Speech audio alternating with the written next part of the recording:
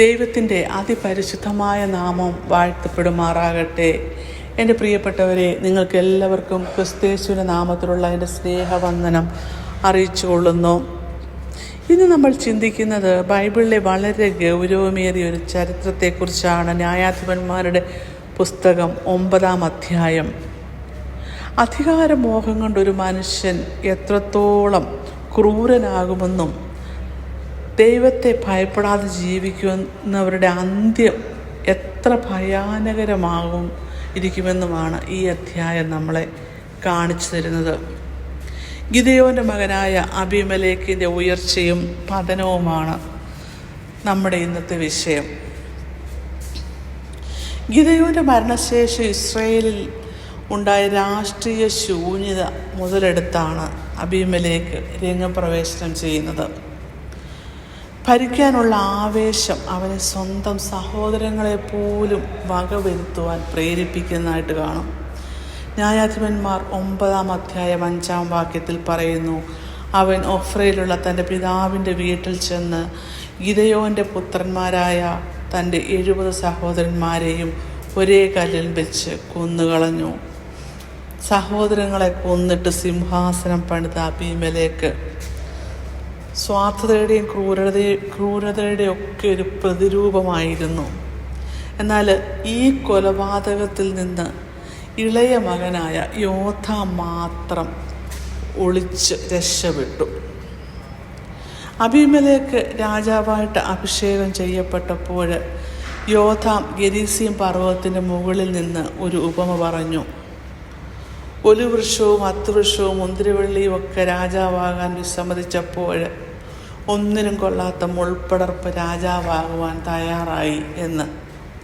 ന്യായാധിപന്മാർ 9-ാം അധ്യായം 15-ാം വാക്കിൽ മുൾപ്പടർപ്പ് പറയുന്നത് ഇതാണ്: നിങ്ങൾ സത്യമായി എന്നെ രാജാവായിട്ട് അഭിഷേകം ചെയ്യുന്നുവെങ്കിൽ വന്ന് എൻ്റെ തണലിൽ ശരണപ്പെടുവീൻ, അല്ലെങ്കിൽ മുൾപ്പടർപ്പിൽ നിന്ന് തീ പുറപ്പെട്ട് ലെബാനോനിലെ ദേവദാരുക്കളെ ദഹിപ്പിക്കട്ടെ എന്ന്.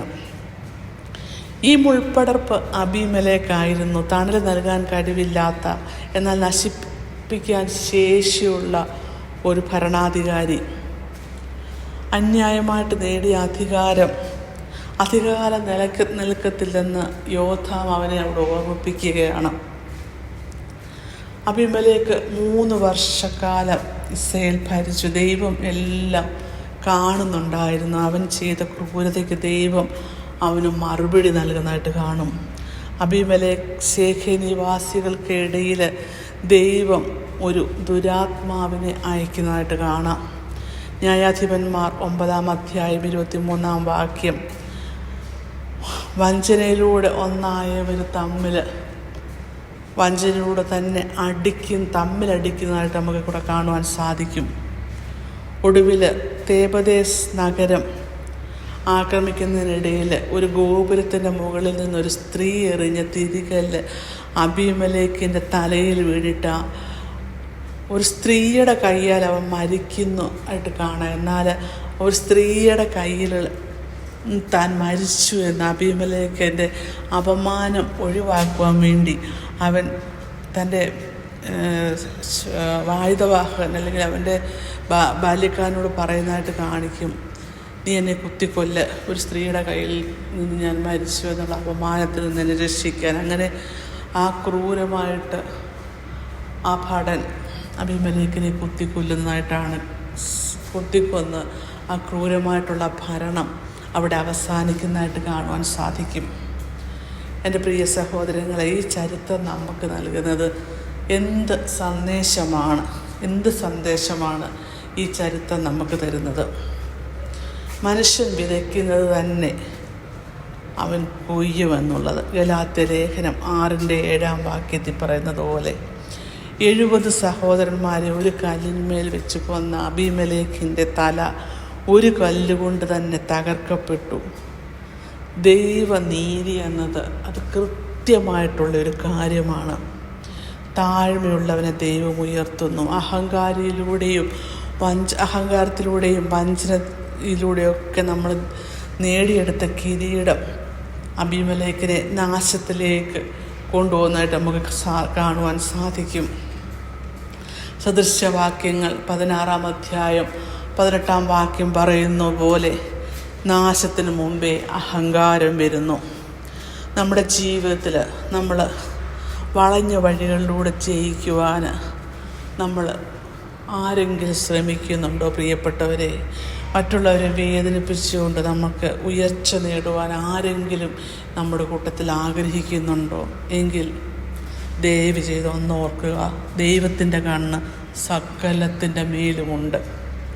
മുൾപ്പടർപ്പിനെ പോലെ നശിപ്പിക്കുന്നവരെ അല്ല, മറിച്ച് ഒലിവൃക്ഷത്തെ പോലെ മറ്റുള്ളവർക്ക് ഗുണമുള്ളവരായിട്ട് മാറുവാൻ നമുക്കും ശ്രമിക്കാം, നമുക്ക് പ്രാർത്ഥിക്കാം.